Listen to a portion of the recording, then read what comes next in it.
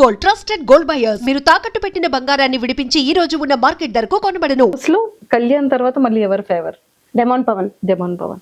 Top 5 లో నీ analysis ప్రకారం ఎవరు ఉంటారు అనుకుంటున్నారు? విన్నర్ తనుజ, రన్నర్ నాకు తెలిసి మాన్యుల్, థర్డ్ పొజిషన్ లో పెడితే కళ్యాణ్ పెడతారు. ఒక ఇద్దరు కాంబినేట్స్ ఉండాలి కాబట్టి డెమాన్ పవన్ కూడా 4th పొజిషన్ లో పెడతారేమో. ఆర్ ఎల్స్ బర్నీ గారు ఫేవరెట్ కాబట్టి బర్నీ గారిని 4th పెట్టి డెమాన్ పవన్ 5th పొజిషన్ లో పెడతారు. వీళ్ళు 5 ఉంటారు అనుకుంటున్నాను. వీళ్ళు 5 ఉంటారు. ఆర్డర్ కూడా ఇదే ఉండొచ్చు. ఓకే. నెక్స్ట్ ఈ కమింగ్ వీక్ ఎవరు ఎలిమినేట్ అయ్యే ఛాన్సెస్ ఉందంటావు? ఇప్పుడు ఎవరు నామినేషన్ లో ఉన్నారో తెలియదు కదా. నార్మల్ గా అయితే గౌరవ్ అవ్వాలి. నిఖిల్ అసలు వైల్డ్ కార్డ్స్ అయితే ఏం చేయట్లే, వాళ్ళకనే కనిపించట్లే. అమ్మాయిలు ఓకే, ఇప్పుడు మాధురి గారు కూడా వచ్చేసారు కాబట్టి ఇంకా వైల్డ్ కార్డ్స్ లో ఎవరున్నారు లోపల? ఎవరు లేరు అమ్మాయిలు. అబ్బాయిలు 3 ఉన్నారు. 3 కూడా టపమని వచ్చేస్తారు. టపమని వచ్చేస్తారు. వాళ్ళు నామినేషన్ లోకి వచ్చారంటే నెక్స్ట్ వైల్డ్ కార్డ్స్ 3 టపమని వచ్చేస్తారు. ఓజీవస్ వాళ్ళు కంటిన్యూ అవుతారు. అంతే. ఓ సూపర్. సో మొత్తానికైతే టాప్ 5 లిస్ట్ కూడా చెప్పేసావు. ఓకే రా, బిఫోర్ నీ సాఫ్ట్వేర్ జర్నీ ఎలా ఉంది? ఇప్పుడు నెక్స్ట్ సాఫ్ట్వేర్ కంటిన్యూ చేస్తావా, ఇండస్ట్రీలో ఉంటావా? లేదు, కంటిన్యూ చేస్తా. బట్ ఈ లోపు ఏమైనా మంచి రోల్స్ వచ్చినా లేదా చిన్నవి ఏమైనా వచ్చినా సరే I will take it. But మరీ ఇదే ప్రొఫెషన్ అని చెప్పి ఐ డోంట్ నో. అంటే ఈ ప్రొఫెషన్ అనేది ఎక్కువ నమ్మకం ఉండదు కదా, ఏ టైంలో ఉంటుందో లేదో. So that's why. But yeah, present అయితే ఇంకా ఏం లేదు. చూద్దాం లైఫ్ ఎట్లా తీసుకెళ్తే అట్లా తీసుకెళ్తా. అనుకోలేదు కదా బిగ్ బాస్ లోకి ఇలా వస్తాను అని చెప్పి. సొంత దేవుడి దయ. అరే, హస్బెండ్ కోసం ఏంటి మేనిఫెస్ట్ చేసావు? ఫ్యూచర్ పార్ట్నర్ ఏం చేయలే, మంచోడైతే చాలు. మన నోరు అసలుకే పెద్దది కదా, అది అర్థం చేసుకునేవాడు వస్తే చాలరా బాబు అనుకుంటాను. అంతే. ఇంకేం లేదు. కాదు, ఈ ఇయర్ అయిపోగానే నెక్స్ట్ ఇయర్ చేసుకుంటానని ఇంట్లో మాట ఇచ్చావని తెలిసింది. ఎప్పటి నుంచో తినేస్తున్నారు చేసుకోమని. నెక్స్ట్ ఇయర్ అన్నా. ఇప్పుడు కొంచెం గ్యాప్ ఇద్దాం, ఇప్పుడే కదా మళ్ళీ ఇట్లా వచ్చింది. పాపం ఇప్పుడు మమ్మీ డాడీకి గుండె అమ్మో చెప్పా. అంటే ఇప్పుడే ఇది బయటకు వచ్చినప్పుడు యూటిలైజ్ చేసుకున్న ఈ ఫేమ్ ఎంత ఉంటది, ఎంత ఫేమ్ వచ్చినా మహా అయితే ఒక 3-4 months ఉంటది. ఈ 3-4 months లో ఇప్పుడే ఏదైనా నేను చేయాలి అనుకుంటే ఇప్పుడే చేయగలను కాబట్టి ఒక 3-4 months గ్యాప్ ఇచ్చి ఆ తర్వాత చేసేసుకుంటా. కానీ చేసుకుంటావు. ఒరే భయం వేస్తుందిరా. అంటే ఒక్క 1 year 2 year గ్యాప్ ఇస్తావేమో గానీ, అంటే మా పొజిషన్ పరిస్థితి ఏంటా, యాంకరింగ్ పరిస్థితి అని భయం వేస్తా. అవ్వా లేదు, చూద్దాం. ఏం కాదు, ఏం పర్లేదు, చూద్దాం అంటుంది అంటే ఏదో పెద్ద స్కెచ్ లోనే ఉంది. ఓకే, యాంకరింగ్ ఎవరైతే నన్ను కావాలనుకుంటున్నారో ఛానల్స్ అందరూ ప్లీజ్ కాంటాక్ట్ మీ, చేసేద్దాం, షోని హిట్ చేద్దాం. ఒకవేళ మా ఛానల్లోనే అడిగితే మళ్ళీ ఏమైనా ప్లేస్ ఉంటదంట? అయ్యో, మీరు అక్కడ నేను ఇంకా ఇక్కడ. భయం వేస్తుందిరా. గురువుని మించిన శిష్యురాలు అవుతే మంచిదే కదా. అంతే అంటావు? అంతే. కానీ గురువు పొజిషన్ ఇచ్చేసావు. గురువే ఆబ్వియస్లీ. మీరందరూ, నేను ఎప్పుడు కూడా ఎక్స్పీరియన్స్ వాళ్ళకి ఖచ్చితంగా ఒక పొజిషన్ లో పెడతా. ఎప్పుడు వాళ్ళలాగా అవ్వాలి అని అనుకుంటాను కానీ వాళ్ళు తొక్కాలి అని అనుకోను. అంతే అంటావు. ఏదైనా సరే గురువుకి మించిన శిష్యురాలుగా యాంకరింగ్ లో కూడా గట్టిగా నాటికి కోరిక. సో మేనిఫెస్ట్ చేస్తున్నాం.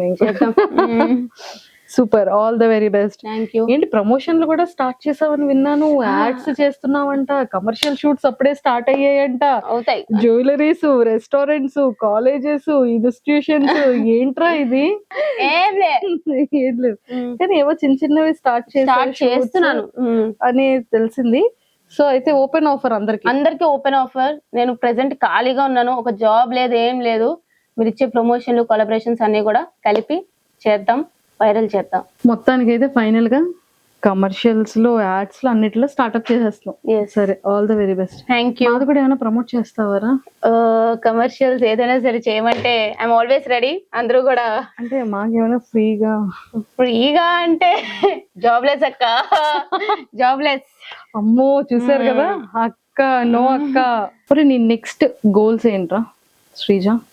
ఒక మంచి ఇల్లు కట్టుకోవాలి, మేనిఫెస్టింగ్ ఒక మంచి ఇల్లు. సో ఆ ఇల్లు కోసం కష్టపడదాం అని చెప్పి, అంతే ప్రెసెంట్ గోల్ ఫిక్స్ అయిపోయాం. అండ్ నేను చాలా విన్నాను, ఫ్యామిలీ కూడా చాలా ఎక్కువ రెస్పాన్సిబిలిటీస్ ని త్రూ జరుగుతూ ఉంటాయి ఇంట్లో అని కూడా విన్నాను. అంతే. చాలా మందికి ఆ విషయం తెలియదు. మేము తెలుసుకున్న కొంతలో తెలుసు, నీ నోటితో మాకు వినాలని ఉంది. లేదు అంటే రెస్పాన్సిబిలిటీస్ అంటే డాడీ చూసుకుంటారు కానీ మొత్తం ఇంట్లో ఎప్పుడైనా శాలరీ పడిందంటే అన్న, డాడీ అందరూ నాకే ఇచ్చేస్తారనమాట. సో మనీ అంతా ఇంట్లో, మనీ హ్యాండ్లింగ్ అంతా నాదే ఉంటది. సో దాన్ని బట్టి నేనే కొంచెం అంతరికి ఎంత అయింది లెక్కల బుక్లు ఉంటాయి కదా, అప్పట్లో రాసేవాళ్ళం. అట్లా నా దగ్గర కూడా లెక్కల బుక్లు ఉంటాయి అన్నమాట. సో ఈ మంత్ ఎంత అయింది, ఎవరెవరి అమౌంట్ ఎంత అయింది, ఎంత ఉంది, మొత్తం అంతా మేనేజ్ చేస్తాను ఓ అనమాట. శ్రీజ అంటే లెక్కలు, అయితే ఇప్పుడు లెక్కలు శ్రీజ అని పెట్టాలి. లేదు లేదు కానీ బట్ యా నేనైతే అప్పట్లో మేనేజ్ చేస్తాను. If in case Bigg Boss house లో కెప్టెన్ అయితే నువ్వు ఎలా హ్యాండిల్ చేసేదాన్ని? లేదు నేను మంచిగా యాక్చువల్లీ చెప్పాలంటే నాకు డైరెక్ట్ గా ఒకరితో శత్రుత్వం అనేది లేదు. నేను నార్మల్ గా కూడా అందరినీ ఈక్వల్ గా చూస్తా. అది నాకు ఎంత క్లోజ్ బాండ్ ఉన్నా, ఎంత ఇష్టం లేకపోయినా. కెప్టెన్ అంటే ఇంకా బాగా చేసేదాన్ని చెప్పాలంటే.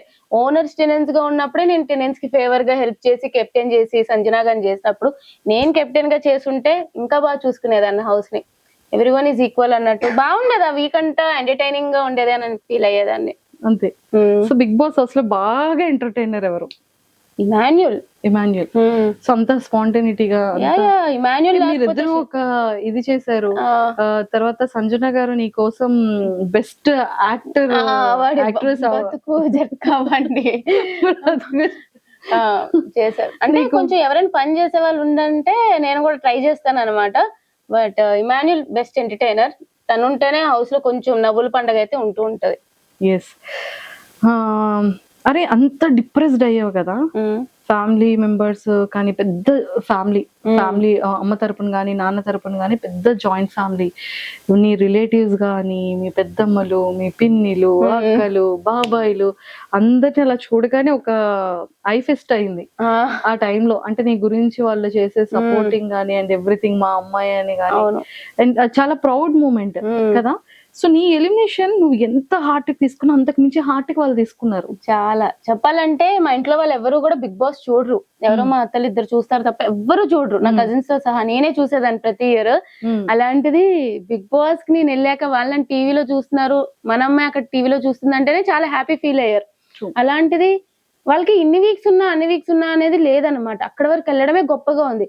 కానీ ఈ విధంగా బయటకు వచ్చేసినప్పుడు నాకు వాళ్ళని చూసి ఎక్కువ బాధ అనిపించింది. వాళ్ళు బయట నుంచి ఇంత సపోర్ట్ చేశారు. వాళ్ళకి మీడియా గురించి కానీ ఇట్లా ఆర్టిస్ట్ లైఫ్ ఇట్లా ఏం తెలియదు అనమాట. అంత సపోర్ట్ చేసి నన్ను ఎక్కడో పెట్టుకున్నారు. పాపం ఓట్లు వేసి వాళ్ళని వీళ్ళని అడిగి ఓట్లు వేయించారు. అంత సపోర్ట్ వచ్చాక కూడా ఆడియన్స్ ద్వారా బయటికి రాలేదు అని చెప్పి చాలా వాళ్ళే ఏడ్చారు పాపం. వాళ్ళని చూస్తే ఇంకా బాధ అనిపించింది. బట్ యా సో ఫైనల్ గా ఒక కొలిక్ వచ్చింది.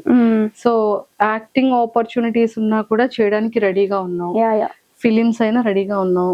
సీరియల్స్ కూడా చేద్దాం అంటే మంచి రోల్స్ ఏ చిన్నవి అంటే ఏదో ఇప్పుడు ఉన్నాను కాబట్టి ఫేమ్ వచ్చింది కాబట్టి ఏదో పెట్టాలి అన్నట్టు కాకుండా కొంచెం మంచి రోల్స్ వస్తే నేను చూస్తాను. అంటే ఎలాంటి క్యారెక్టర్స్ నీకు ఇష్టం రా శ్రీజ? నాకు ఎప్పుడు కూడా కొంచెం అమ్మాయిలు డామినెంట్ గా ఉండే క్యారెక్టర్స్ ఎక్కువ ఇష్టం. అమ్మాయి ఏ డెవిల్ అంటావేమో కొంచెం లేదు, అమ్మాయి స్ట్రాంగ్ గా ఉండే అమ్మాయి, powerful character. Girls police officer ఏదైనా సరే ఉమెన్ స్ట్రాంగ్ క్యారెక్టర్ ఉన్నది ఏదైనా ఇచ్చి పడేస్తాను. ఇది ఏదైనా ఒక యాక్టింగ్ ఏదైనా ఒక మంచి డైలాగ్ తో చేసి డాన్స్ చేస్తారు. నీ రీల్స్ చూసాం మేము. యాక్టింగ్ టైం వచ్చినప్పుడు చూపిద్దాం అని ఇప్పుడు చూపించడానికి లేదు. నీ ఫేవరెట్ హీరో ఎవరు? నేను ఆల్రెడీ చెప్పాను, నాకు పవర్ స్టార్. అసలు మా ఇంట్లో అందరూ కూడా మెగా ఫ్యామిలీకి పెద్ద ఫ్యాన్స్. మా ఇంట్లో అందరూ పవర్ స్టార్ అంటే పిచ్చి ఒక్కొక్కరికి మా ఇంట్లో. సో అక్కడి నుంచి వచ్చిందో మరి ఏంటో తెలియదు కానీ చిన్నప్పటి నుంచి నాకు కూడా ఇంకా మెగాస్టార్ ఫ్యామిలీలో ఎవరున్నా సరే ఇష్టం అనమాట. చాలా పిచ్చి.